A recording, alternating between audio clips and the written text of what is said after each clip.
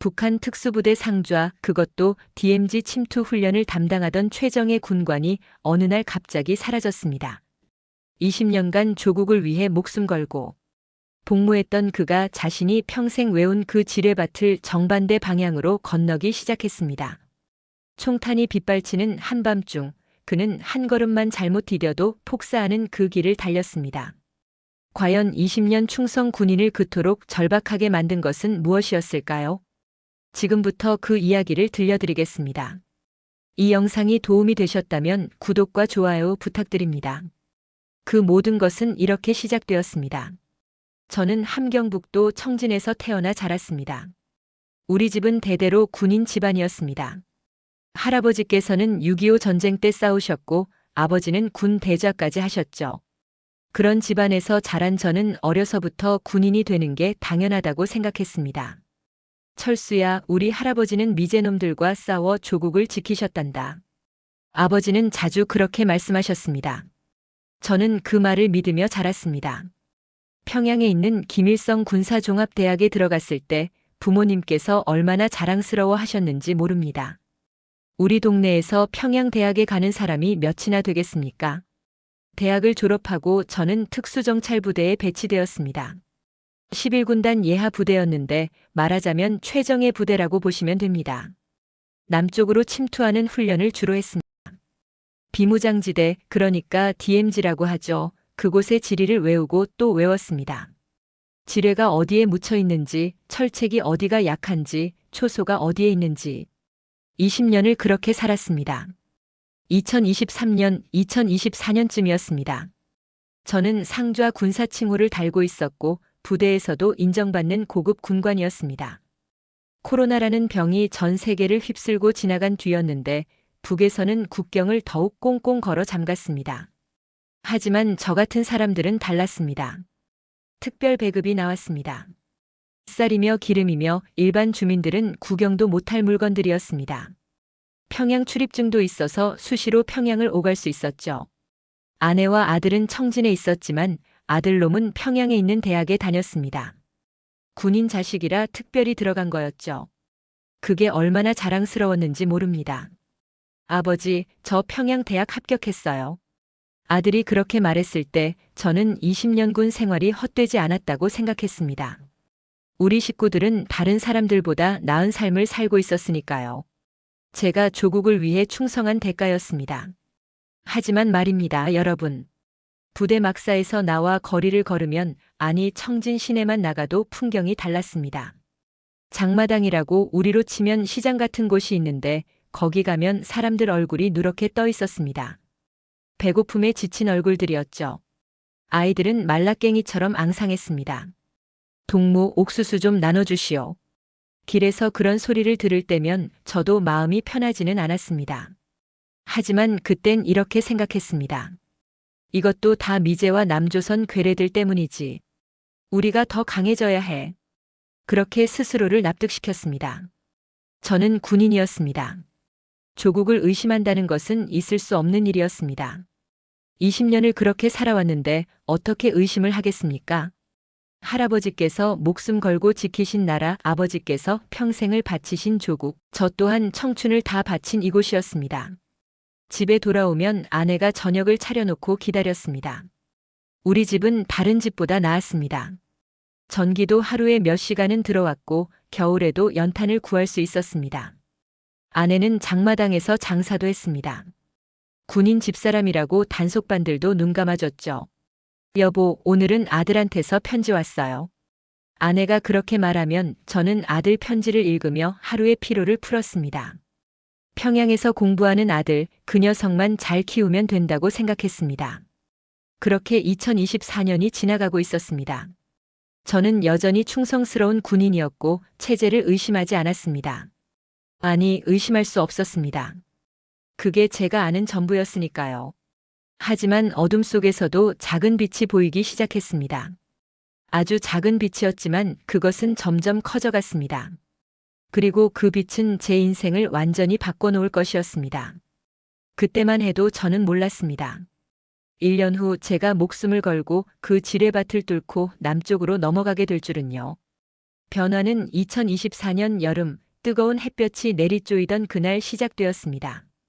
부대 막사에서 20년을 함께한 전우가 찾아왔습니다. 리석철 중좌 저와 같은 해에 군사종합대학을 졸업한 친구였습니다. 우리는 함께 훈련받고 함께 진급하고 서로의 결혼식에도 참석한 사이였습니다. 그런 친구가 그날따라 얼굴이 말이 아니었습니다. 철수야, 우리 어머니가 돌아가셨어. 저는 깜짝 놀랐습니다. 석철이 어머니는 제가 알기로는 60이 간 넘으신 분이었습니다. 6.25 전쟁 이후 태어나신 우리 부모님 세대보다도 젊으신 분이었죠. 무슨 일이야? 편찮으셨어? 석철이는 한참을 말을 못하더니 이렇게 말했습니다. 굶어 돌아가셨어.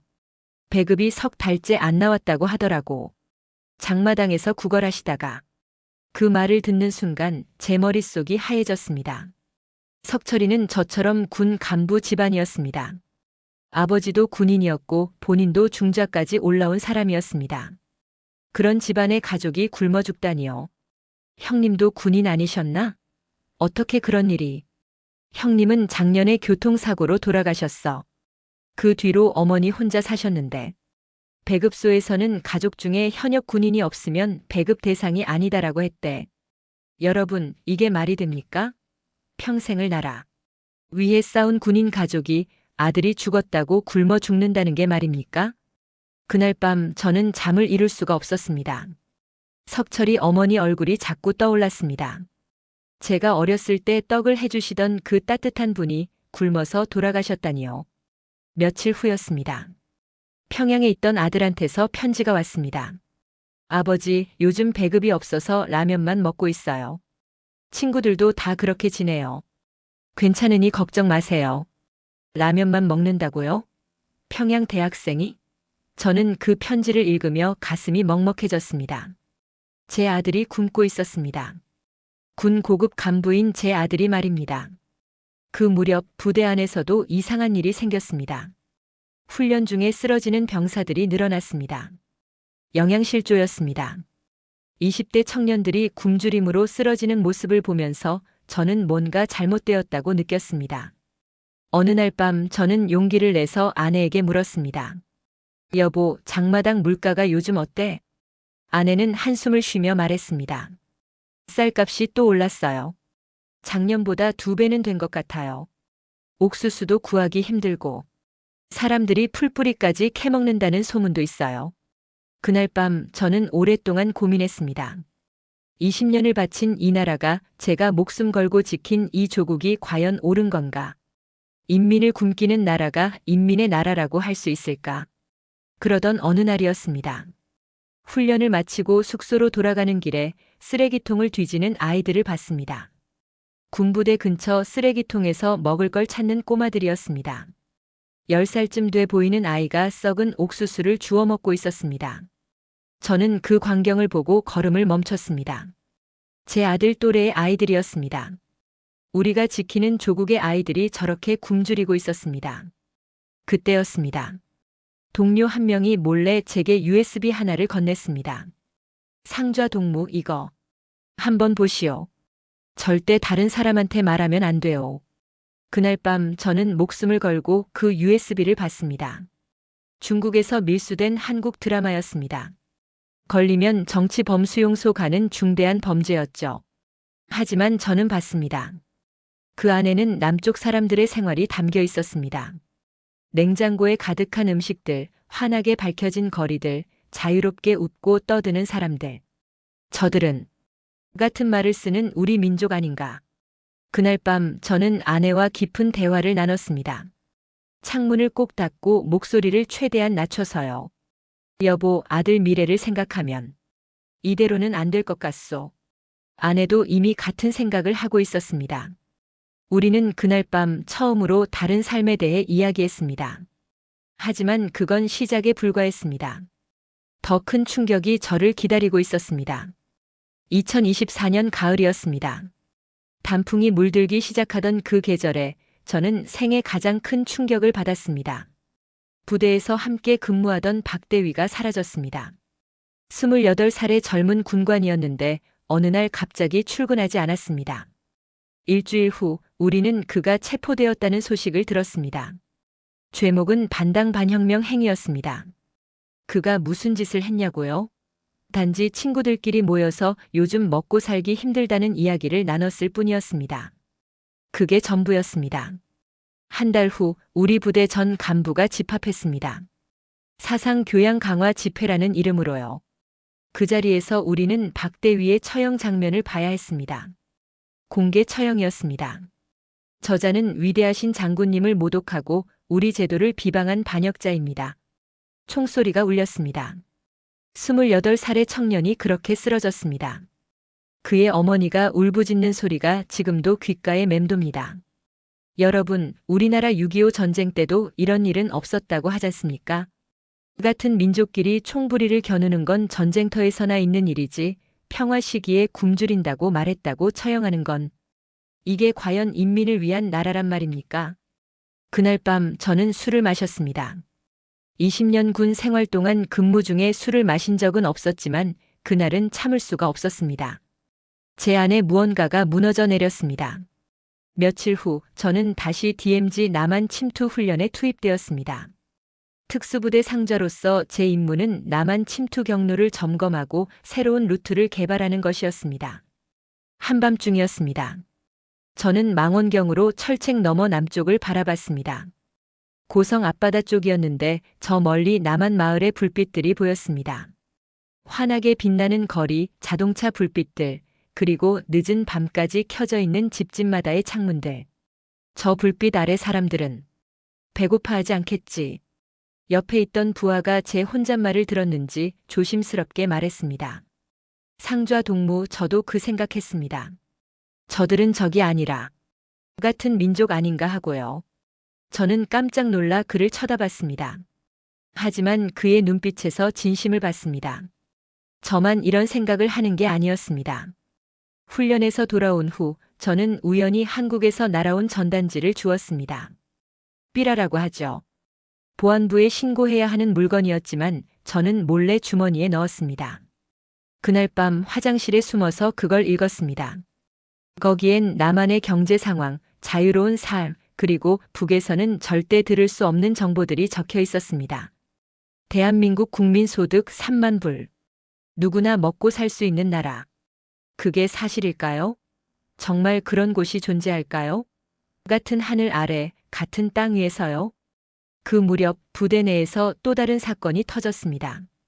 제가 아는 리중좌가 남한 동조 혐의로 체포된 것입니다. 그와 저는 군사종합대학 동기였습니다. 20년을 함께한 전우였죠. 며칠 후 그가 고문당에 자백했다는 소문이 돌았습니다. 정치범 수용소로 끌려간다고 했습니다. 그의 가족들까지 전부요. 그의 아내와 12살, 9살 두 아들까지 수용소로 간다는 겁니다. 무슨 죄가 있다고. 아이들까지. 저는 그날 밤 아내에게 말했습니다.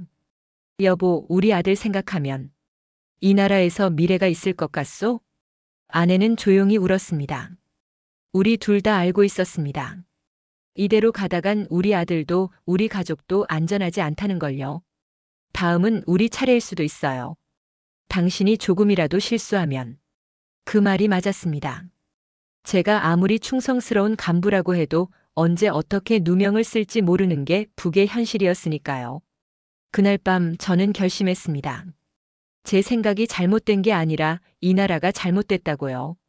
제가 20년을 바친 조국이 6.25 때 할아버지가 목숨 걸고 지키려 했던 그 나라가 아니라고요. 남쪽으로 가야 한다. 그곳이 진짜 우리 민족이 살아야 할 곳이다. 그런 생각이 점점 커져갔습니다.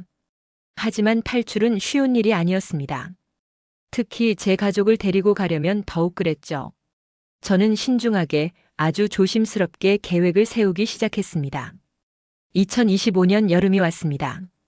뜨거운 태양 아래서 저는 생사를 건 결정을 내렸습니다. 그해 7월 상부로부터 명령이 떨어졌습니다. 11월에 대규모 남한 침투 작전 예행 연습을 실시한다.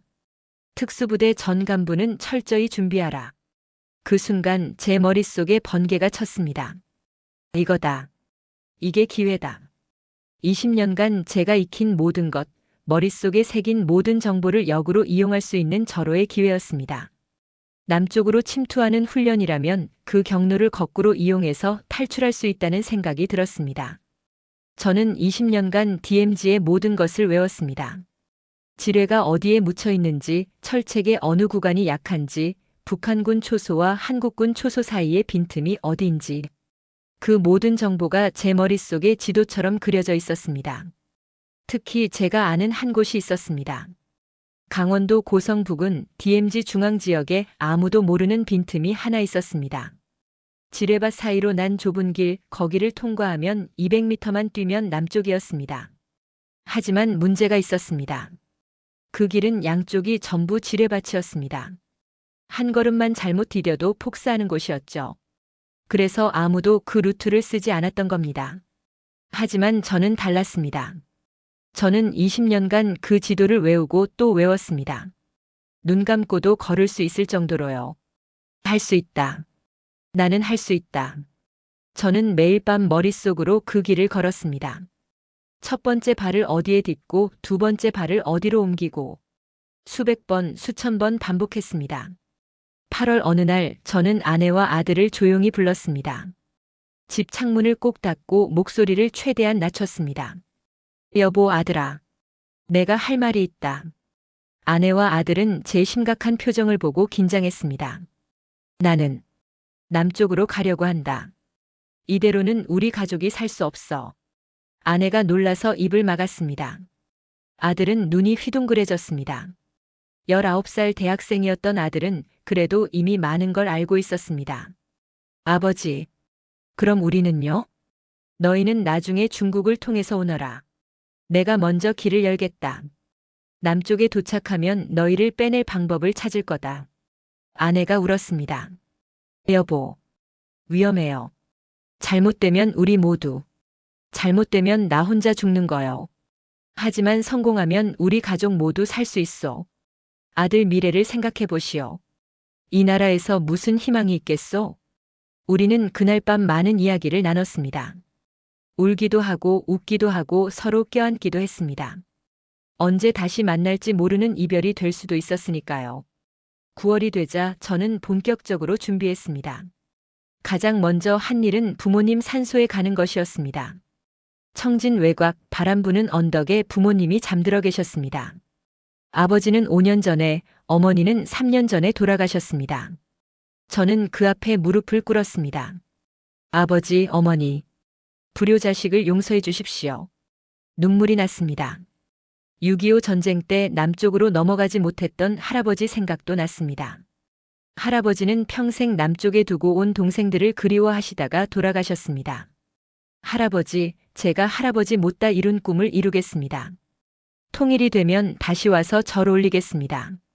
10월이 되자 훈련이 본격적으로 시작되었습니다. 저는 모든 훈련에 최선을 다했습니다. 의심받지 않기 위해서였죠. 오히려 더 열심히, 더 충성스럽게 행동했습니다. 김철수 상좌 동무는 역시 우리 부대 최고의 간부다. 상급자들은 저를 칭찬했습니다. 저는 웃으며 고개 숙여 인사했습니다. 하지만 속으로는 전혀 다른 생각을 하고 있었죠. 11월 13일 D-데이가 결정되었습니다. 새벽 2시 침투 훈련이 시작되는 시각. 바로 그때 저는 반대 방향으로 뛸 것입니다. 훈련 이틀 전 저는 아내와 마지막 밤을 보냈습니다. 여보, 성공하면 꼭 신호를 보낼 거요. 중국에 있는 우리 친척한테 편지가 가면 그게 신호요. 그럼 바로 움직이시오. 조심하세요. 꼭 살아서. 아들도 왔습니다. 평양에서 급히 내려온 아들은 눈이 빨갛게 충혈돼 있었습니다. 아버지, 꼭 성공하세요. 저도 곧 갈게요. 저는 아들을 꼭 껴안았습니다. 20년을 키운 제 아들이었습니다. D-데이 전날 밤 저는 잠을 이룰 수가 없었습니다. 내일이면 제 인생이 완전히 바뀔 것입니다. 성공하면 자유, 실패하면 죽음이었습니다. 하지만 후회는 없었습니다.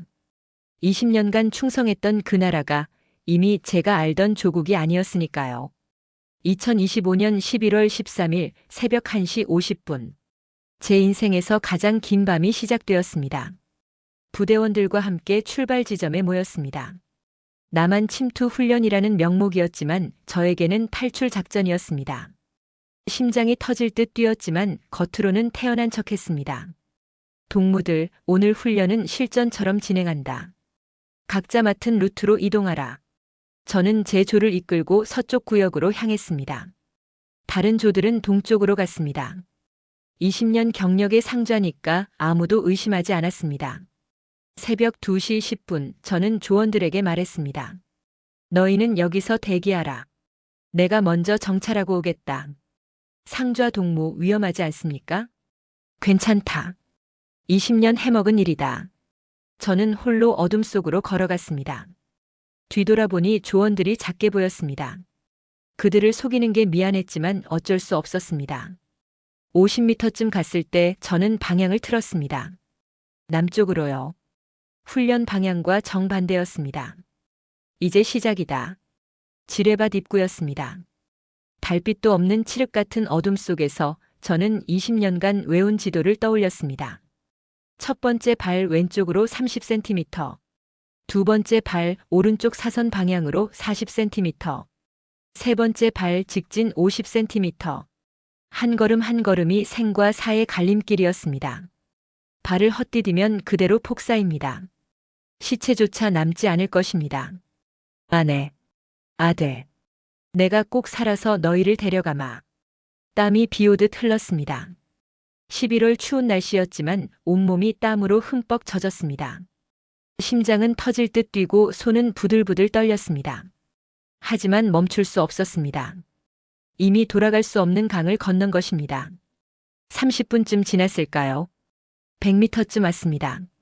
지뢰밭의 중간 지점이었습니다. 그때였습니다. 거기 누구냐?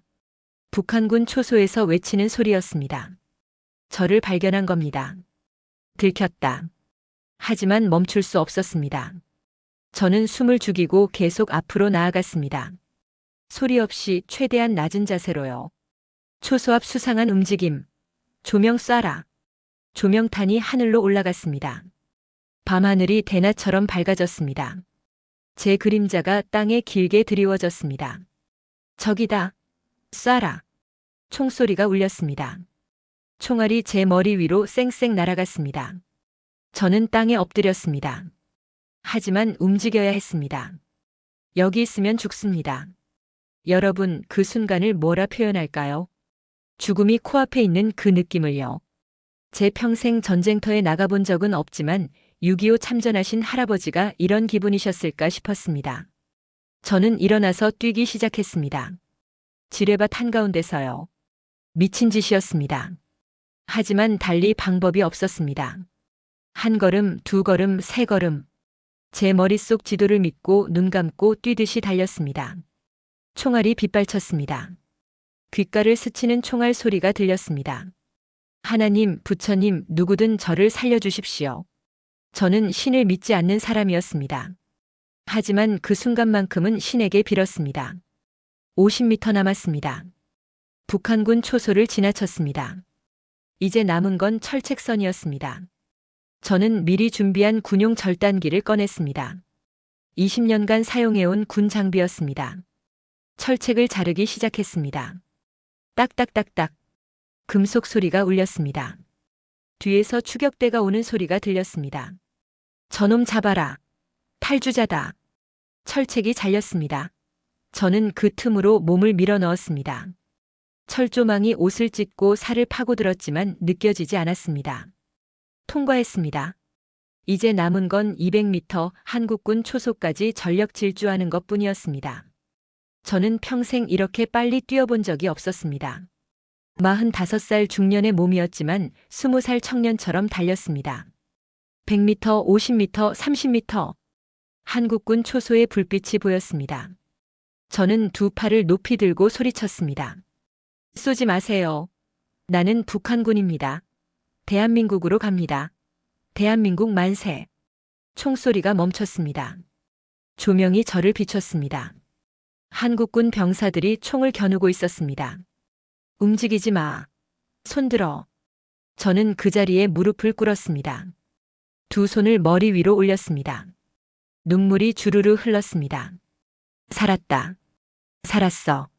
한국군들이 다가왔습니다. 제 몸을 수색했습니다. 무기를 확인했습니다. 신원 확인. 북한군 상좌 계급장. 이름은 김철수입니다. 조선인민군 11군단 특수정찰부대 상좌. 아니, 이제는 대한민국 국민 김철수입니다. 그렇게 저는 자유 대한민국 땅을 밟았습니다. 2025년 11월 13일 새벽 3시 27분이었습니다. 한국 땅을 밟은 순간 저는 기절했습니다. 극도의 긴장이 풀리면서 온몸에 힘이 빠진 겁니다. 정신을 차렸을 때 저는 군 병원 침대에 누워 있었습니다. 깨어나셨습니까? 한국말이었습니다. 하지만 억양이 달랐습니다. 부드러웠습니다. 저는 천천히 눈을 떴습니다. 하얀 천장, 깨끗한 시트, 따뜻한 난방. 여기가 남한입니까? 네, 여기는 대한민국입니다. 김철수 씨 환영합니다. 눈물이 났습니다. 정말로 넘어온 겁니다. 살아서요. 사흘 후 저는 국정원으로 이송되었습니다. 조사를 받기 위해서였죠. 처음에는 긴장했습니다. 북에서는 조사라고 하면 고문을 의미했으니까요. 하지만 달랐습니다. 김철수 씨 편하게 앉으세요. 물 한 잔 드릴까요? 조사관은 예의 바르게 대했습니다. 저를 사람으로 대우했습니다. 20년 군 생활에서 받아본 적 없는 대우였습니다. 어떻게 지뢰밭을 통과하셨습니까? 저는 모든 걸 설명했습니다. 20년간 외운 지도, DMZ의 비밀 루트들, 북한군 배치 상황, 특수부대 훈련 내용. 조사관들은 놀라워했습니다. 이 정보는 대단합니다. 우리가 몰랐던 북한군 루트가 이렇게 많았다니.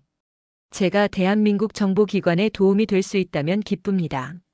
저는 이제 대한민국 국민이니까요. 조사는 석 달간 계속되었습니다.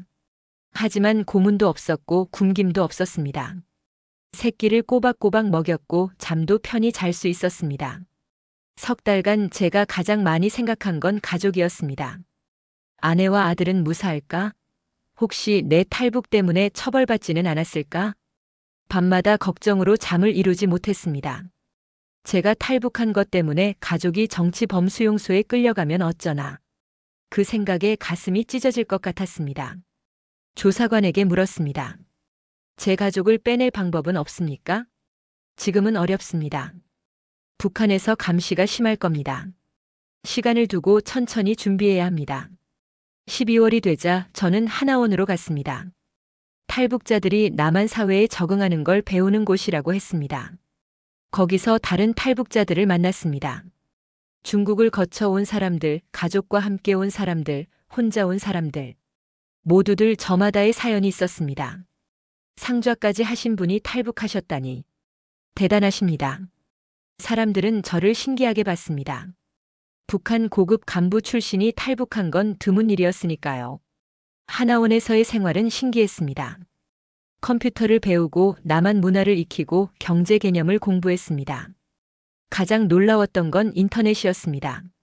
이걸로 북한 소식도 볼 수 있습니까? 네, 원하시면 뭐든 검색할 수 있어요. 저는 떨리는 손으로 북한 뉴스를 검색했습니다.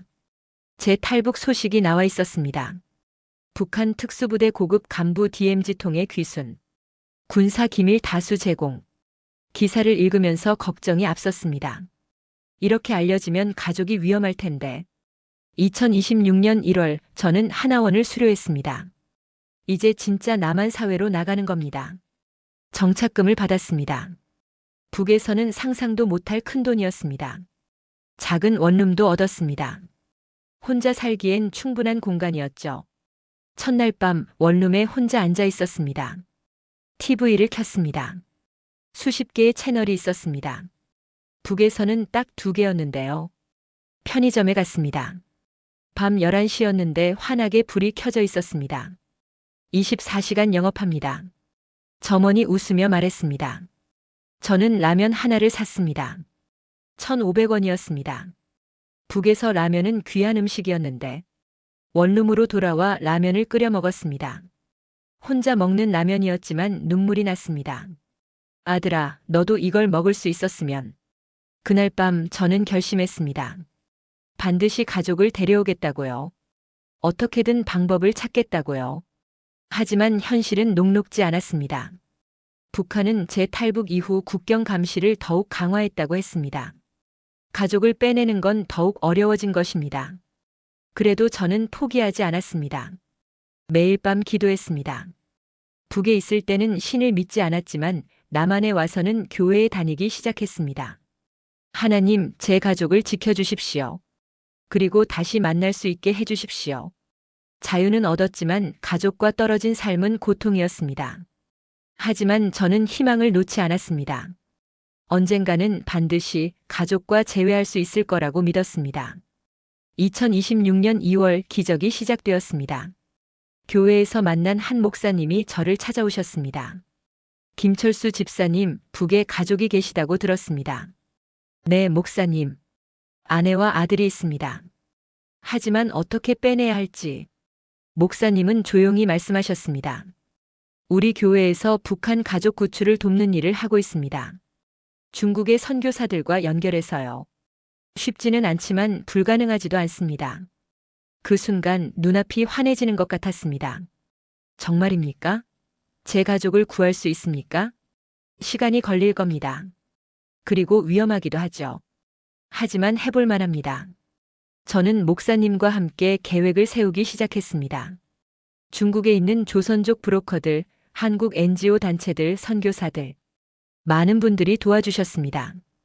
가장 먼저 해야 할 일은 아내와 연락을 취하는 것이었습니다. 하지만 어떻게요? 북한은 철저히 통제되는 나라인데요. 중국에 친척이 있습니까? 네, 아내 쪽 친척이 연변에 있습니다. 그럼 그쪽으로 편지를 보냅시다. 암호를 넣어서요. 3월 초 저는 조심스럽게 편지를 보냈습니다. 중국 친척 앞으로요. 내용은 평범한 안부 편지였지만 특정 단어들이 암호였습니다. 봄꽃이 피면 길을 떠나라는 뜻이었습니다. 한 달을 기다렸습니다. 2달을 기다렸습니다. 답장이 없었습니다. 혹시 편지가 압수당한 건 아닐까? 가족이 이미 잡혀간 건 아닐까? 매일 밤 걱정으로 잠을 못 이뤘습니다. 그러다 4월 말 중국 친척에게서 연락이 왔습니다. 편지 전달했습니다. 답장을 받았어요. 가슴이 터질 듯 뛰었습니다. 아내가 무사했던 겁니다. 답장 내용은 이랬습니다. 봄꽃을 보고 싶습니다. 곧 길을 떠나겠습니다. 아내도 준비가 됐다는 뜻이었습니다. 저는 그날 밤 소리내어 울었습니다. 5월부터 본격적인 탈출 계획이 시작되었습니다. 브로커에게 돈을 보냈습니다. 제가 받은 정착금 대부분이었습니다. 하지만 아깝지 않았습니다. 가족보다 소중한 게 어디 있겠습니까? 계획은 이랬습니다. 아내와 아들이 북한에서 중국으로 넘어갑니다. 두만강을 건너는 거죠. 그 다음 중국에서 동남아시아로 갑니다. 태국이나 라오스로요. 그리고 거기서 한국 대사관으로 가는 겁니다. 6월 초 드디어 아내와 아들이 움직였습니다. 브로커에게서 연락이 왔습니다. 지금 두만강 건너고 있습니다. 그날 밤 저는 교회에서 밤새 기도했습니다. 하나님, 제발 제 가족을 지켜주십시오. 다음 날 아침 또 연락이 왔습니다. 중국 도착했습니다. 안전합니다. 첫 번째 관문을 통과한 겁니다. 하지만 아직 끝이 아니었습니다. 중국에서도 단속이 심했습니다. 북한 탈북자를 잡으면 다시 북송하니까요. 일주일 동안 중국에 숨어 있다가 아내와 아들은 남쪽으로 내려갔습니다. 베트남을 거쳐 태국으로 가는 루트였습니다. 7월 중순이었습니다. 드디어 태국에 도착했다는 연락을 받았습니다. 방콕 한국 대사관 앞에 있습니다. 들어가세요. 빨리. 대사관에 들어가는 순간 그들은 안전해집니다. 대한민국 영토나 마찬가지니까요. 며칠 후 제게 전화가 왔습니다. 여보세요? 여보. 아내 목소리였습니다. 8달 만에 듣는 목소리였습니다. 여보. 무사해요? 아들은? 네. 우리 둘 다 괜찮아요. 당신. 정말 고마워요. 아내가 울었습니다. 저도 울었습니다. 전화기 너머로 아들 목소리도 들렸습니다. 아버지, 아버지. 그래, 아들아. 잘했다. 정말 잘했어. 8월 초 가족이 한국에 도착한다는 연락을 받았습니다. 인천공항으로 온다고 했습니다. 도착 당일 저는 새벽부터 공항에 나갔습니다. 도착 시각은 오후 2시였지만 저는 아침 8시부터 기다렸습니다. 기다리고 또 기다렸습니다. 사람들이 오가는 걸 보면서 저는 계속 입구를 쳐다봤습니다. 오후 2시 20분 드디어 아내와 아들이 나타났습니다. 여윈 얼굴이었습니다. 8달간의 고생이 그대로 보였습니다. 하지만 살아 있었습니다. 제 앞에 서 있었습니다. 여보, 당신. 우리는 공항 한가운데서 얼싸안고 울었습니다. 주위 사람들이 쳐다봤지만 신경 쓰이지 않았습니다. 아들도 달려와 껴안았습니다. 20살이 된 아들은 제 어깨만큼 컸습니다. 아버지, 보고 싶었어요. 나도다 아들아. 정말 보고 싶었어. 우리 가족은 그렇게 다시 만났습니다. 2026년 8월 3일 인천공항에서요. 그날은 제 인생에서 가장 행복한 날이었습니다. 지금은 2026년 1월 말입니다. 가족과 재회한 지 반년이 지났습니다. 우리 가족은 경기도의 작은 아파트에서 살고 있습니다. 투룸짜리 작은 집이지만 북에서의 삶에 비하면 궁전 같습니다. 따뜻한 난방, 24시간 나오는 물, 켜지는 전기. 이 모든 게 기적 같습니다. 처음 남한에 왔을 때 가장 놀란 건 편의점이었습니다. 여보, 이게 정말 밤새 문을 연다고요? 아내도 놀랐습니다. 북에서는 상상도 못할 일이었으니까요. 마트에 갔을 때는 더 놀랐습니다. 온갖 물건들이 넘쳐났습니다. 쌀, 고기, 과일, 채소. 돈만 있으면 뭐든 살 수 있었습니다. 아버지, 여기는 아무도 굶지 않나요? 아들이 물었습니다. 그래, 아들아. 여기는 일만 하면 굶지 않는단다. 이게 바로 자유로운 나라란다. 하지만 적응은 쉽지 않았습니다. 말투부터 달랐습니다. 이거 얼마예요? 제가 그렇게 물으니까 점원이 웃었습니다. 억양이 독특하시네요. 어디서 오셨어요? 아, 네. 함경도에서 왔습니다. 거짓말은 아니었습니다. 함경도 청진에서 왔으니까요. 다만 북한이라는 말은 안 했을 뿐이죠. 음식 맛도 달랐습니다. 남한 음식은 달고 기름기가 많았습니다. 북에서는 설탕이나 기름이 귀했거든요. 여보, 이 된장찌개. 맛이 이상해요. 남쪽 방식이 다른 모양이요. 우리도 익숙해져야지. 가장 신기했던 건 인터넷이었습니다. 컴퓨터 하나로 세상 모든 정보를 볼 수 있다니. 북에서는 상상도 못할 일이었습니다. 어느 날 저는 인터넷으로 북한 소식을 찾아봤습니다. 제 고향 청진의 사진들이 나왔습니다. 변한 게 없었습니다. 여전히 낡은 건물들, 어두운 거리들. 북에 두고 온 부모님이 보고 싶습니다. 아내에게 말했습니다. 저도요. 제 부모님도 거기 계시는데. 우리 부부는 북에 부모님을 두고 왔습니다. 다시 볼 수 있을까요? 살아계실까요? 아들은 요즘 한국 대학 편입을 준비하고 있습니다. 평양에서 다니던 대학 학점은 인정이 안 돼서 다시 시작해야 한다고 합니다. 아버지, 저 컴퓨터 공학과 가고 싶어요. 그래, 하고 싶은 거 해라. 여긴 자유로운 나라니까. 북에서는 하고 싶은 공부를 할 수 없었습니다. 당에서 정해준 대로 해야 했죠. 하지만 여기는 다릅니다. 본인이 선택할 수 있습니다. 저는 요즘 탈북자 정착을 돕는 단체에서 봉사활동을 하고 있습니다. 제가 받은 도움을 다른 탈북민들에게 돌려주고 싶어서입니다. 김철수 씨, 새로운 탈북민들한테 적응 교육 좀 해주시겠어요? 물론입니다. 제가 겪은 일들을 나누고 싶습니다. 가끔 새로운 탈북민들을 만납니다. 그들의 눈빛에서 저를 봅니다. 두려움, 혼란, 그리고 희망. 여기 적응하기 힘들지 않으세요? 젊은 탈북민이 물었습니다. 힘들죠. 하지만 북에서보다는 100배 낫습니다. 여기는 배고프지 않고 자유롭게 말할 수 있으니까요. 제가 이 자리에서 여러분께 꼭 드리고 싶은 말씀이 있습니다. 우리는 같은 민족입니다. 똑같은 말을 쓰고 똑같은 피가 흐르는 민족이죠. 6.25 전쟁이 우리를 갈라놓았지만 언젠가는 다시 하나가 되어야 합니다. 북에 계신 2천만 동포들은 지금도 굶주리고 있습니다. 자유를 모른 채 살고 있습니다. 그들도 우리와 똑같은 사람들입니다. 다만 태어난 곳이 달랐을 뿐이죠. 저는 매일 밤 기도합니다. 우리 세대의 통일을 볼 수 있기를요. 제가 고향 청진 땅을 다시 밟을 수 있기를요. 부모님 산소에 가서 절을 올릴 수 있기를요. 할아버지, 제가 왔습니다. 할아버지가 못 이룬 통일의 꿈을 우리 세대가 이루겠습니다. 언젠가 그날이 오면 저는 그렇게 말씀드리고 싶습니다. 자유는 공짜가 아닙니다. 저는 목숨을 걸고 이 자유를 얻었습니다. 그래서 더 소중합니다. 숨 쉬는 것조차 감사합니다. 마음대로 말할 수 있다는 것, 먹고 싶은 걸 먹을 수 있다는 것, 가족과 함께 살 수 있다는 것. 이 모든 게 기적입니다. 대한민국 국민 여러분께 말씀드립니다. 이 자유를 당연하게 여기지 마십시오. 세상 어딘가에는 이 자유를 위해 목숨 거는 사람들이 있습니다. 북한 주민들이 그렇습니다. 그리고 언젠가 통일이 되면 그들을 따뜻하게 맞아주십시오. 그들은 적이 아니라 우리 형제자매들입니다. 저는 지금 행복합니다. 가족과 함께 있고 자유롭게 숨쉬고 내일을 꿈꿀 수 있으니까요.